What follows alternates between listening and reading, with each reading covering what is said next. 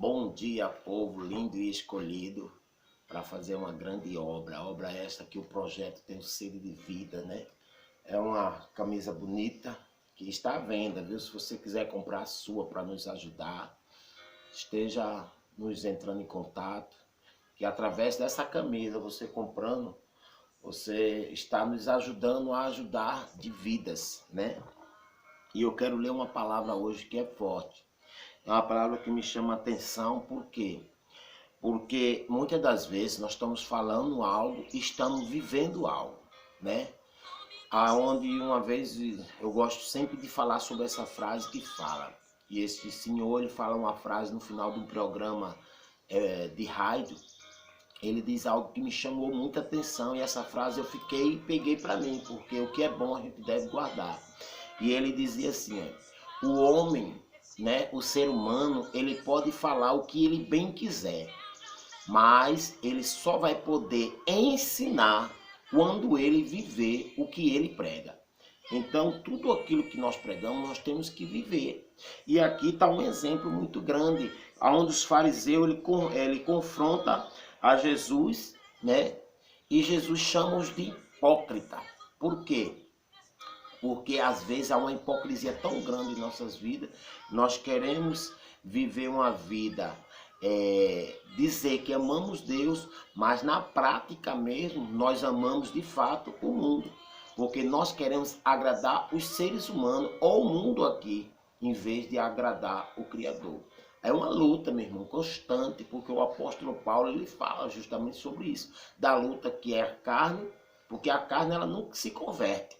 A carne não se converte. A carne ela é algo que não vai subir para o céu. A Bíblia diz que carne e sangue não herdarão o reino do céu. Então é espírito. Por isso que a gente tem que alimentar o nosso espírito. Porque se nós alimentarmos a carne, estamos perdidos, né? E aqui, a partir do versículo 5, chega os fariseus a questionar a Jesus. E eles dizem assim, depois perguntaram-lhe os fariseus e os escribas, por que não andam os seus discípulos conforme a tradição dos antigos, mas comem com as mãos por lavar ou sem lavar, né? A preocupação deles estava mais no lavar a mão para comer um pedaço de pão do que uma vida de santidade, aonde entra aqui a palavra que diz assim.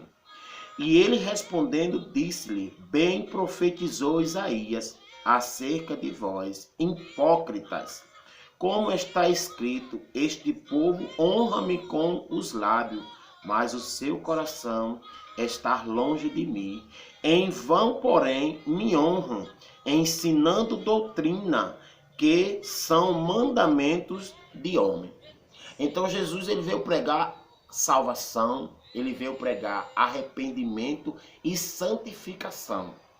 Mas aqueles povos hipócritas, né? A hipocrisia era tão grande que eles diziam assim, a pessoa come um pedaço de pão sem lavar a mão, mas não tinha coragem de dizer assim, por que eu não rasgo meu coração? Por que eu não rasgo minhas vestes e demonstro, né, que eu sou tão pequenino, tão pecador diante de Deus? Porque a preocupação, muitas das vezes, das pessoas está somente em agradar a sociedade, em seguir leis humanas. As leis humanas, meu irmão, elas são boas. A Bíblia diz que as leis, todas as leis foram criadas por Deus, mas não foi criada para o bem. Você pode ver, a lei foi criada para os mal.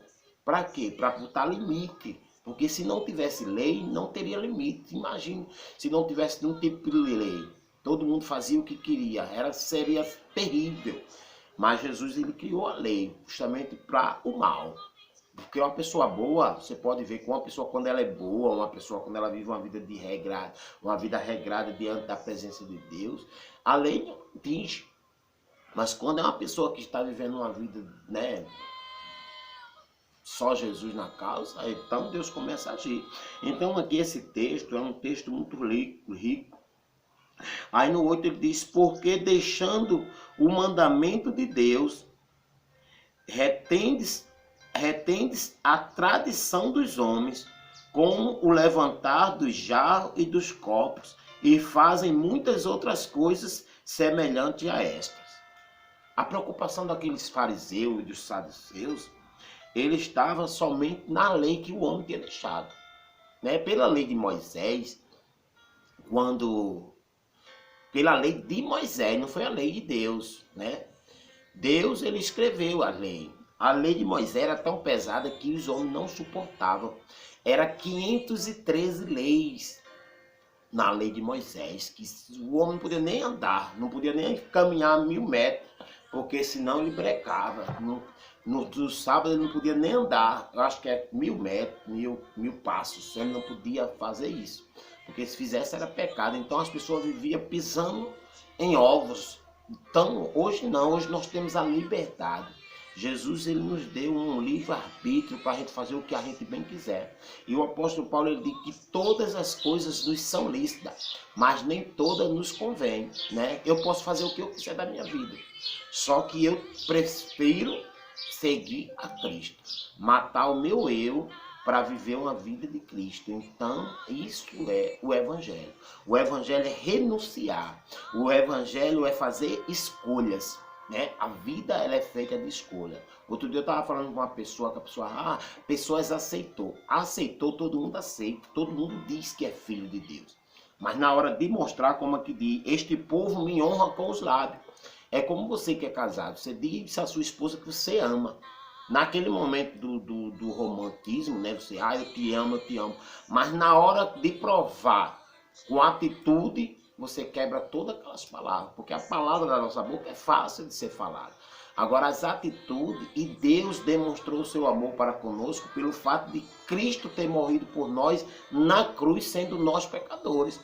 Se Cristo tivesse ido para a cruz para morrer por nós e toda a raça humana fosse santificada e vivesse uma vida, não. A Bíblia diz que ele morreu por nós, sendo nós ainda pecadores. Porque é a partir desse momento onde nós precisamos fazer a nossa parte da convenção. Eu e você precisamos se chegar a Deus para que, através de Jesus Cristo, nós chegássemos a Deus. Jesus disse: eu sou o caminho, a verdade e a vida. Ninguém vem ao Pai a não ser por mim. Então, o Evangelho é isso, meu irmão. O Evangelho é santidade. Sem santidade, ninguém verá a Deus. Pode ir lá em Tiago. Tiago diz que a fé sem obra também é morta. Não adianta a gente ter fé e não viver essa fé, né? É por isso que esse projeto Tem Sede de Vida eu admiro muito. Porque nós estamos há um ano lutando, meu irmão. Lutando contra principados e potestades, e também contra até seres humanos que querem impedir que a gente chegue lá. Porque cuidar de vida, o inimigo ele vai lutar, meu irmão. E não vai ser fácil, porque o papel do intercessor é o qual? É você comprar briga com Satanás. É você ver uma pessoa que está presa nas correntes e você vai libertar essa pessoa. Então, quando uma pessoa ela é o seu intercessor, ela comprou briga com Satanás por você. Então, o inimigo ele vai se levantar. Então, ele vai vir com todas as fúrias para tentar nos impedir de libertar aquela pessoa, porque está nas mãos dele. Uma pessoa, quando está na mão do inimigo, é terrível. Ela é escrava e o escravo não manda, o escravo obedece. E é por isso que nós queremos dar esta carta de alforria a essa pessoa.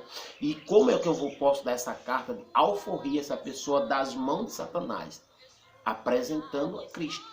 Porque somente através de Cristo, né? Tem pessoas que creem em A, creem em B, creem em C e acham que não tem como. A Bíblia diz que há um só Deus e um só mediador entre Deus e os homens. Somente Cristo pode ser o nosso mediador. Somente Cristo é o caminho. Ele disse: eu sou o caminho, a verdade e a vida. Ele não disse assim: eu sou um dos caminhos. Tem pessoas que dizem assim: a todos os caminhos leva a Deus. É mentira de Satanás. Isso é uma frase de Satanás. O único caminho que vai lhe levar a Deus é Jesus Cristo, meu irmão. Não queira achar que A, que B, que vai conseguir. Não. É bem claro. Ninguém pode fazer isso, porque foi Deus que disse. É por isso que aqui diz: as pessoas preferem mais a lei do homem do que a lei de Deus. E foi Deus que decretou isso. É através de Jesus Cristo, somente através de Jesus Cristo. De Gênesis a Apocalipse foi uma luta tremenda. Desde que Adão pecou e vendeu, porque Adão vendeu a raça humana. Adão nos vendeu quando ele trocou o Criador pela criatura. Então, nós fomos vendidos, né? Se você for lá em Apóstolo Paulo, escrevendo uma carta de Romanos 7,14, se você for lá, você vai entender. Romanos 7, do 14 ao 25, fala da luta que se trava, a luta interior. E ele diz que nós fomos vendidos ao pecado. Nós fomos vendidos, porque é o nosso irmão abençoado Adão, ele vendeu.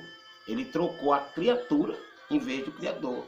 Aonde está também escrito lá em Romanos capítulo 1, se você for ler, você vai ver que os homens transformaram as verdades de Deus em mentira. Você vê que hoje em dia as pessoas preferem mais ouvir uma coisa que é mentira do que ouvir uma verdade. O mundo está terrível, meu irmão. Então nós devemos se santificar, porque sem santidade nós não vamos chegar a Deus, amém? Vamos orar para que Deus possa estar falando no nosso coração e que não venha ficar só nas minhas palavras, porque quem convence não sou eu. Eu não tenho esse poder de convencer, porque se eu pudesse, eu até convencia milhares de pessoas para tirar desse lamaçal do pecado, mas eu não posso, né? Ninguém pode, somente através, quando Jesus subiu aos céus, a palavra de Deus diz que ele disse que ia deixar o Consolador. E esse Consolador, quem é? É o Espírito Santo, que convencerá o homem da verdade, da justiça e do juízo. Amém? Senhor Deus poderoso, nesse momento eu quero te louvar e te bendizer e dizer, Pai, obrigado por esta palavra, que o Senhor venha nos encher da tua graça e do teu amor, e que nós não venhamos viver somente de palavra, né? Dizer assim, eu conheço Deus, eu aceitei Jesus, mas nas atitudes demonstrar tudo ao contrário, porque este povo, a tua palavra diz que o Senhor disse, que este povo me honra com os lábios, porque honrar com os lábios é fácil, mas o seu coração está longe, as suas atitudes demonstram que não tem nada, não quer Cristo, não quer santidade, não quer uma vida de santidade. Então, Deus, que o Senhor venha mostrar para esta pessoa que ela deve viver uma vida de santidade, porque a tua palavra diz que sem santidade ninguém verá a Deus. Que Deus os abençoe em nome de Jesus. Amém.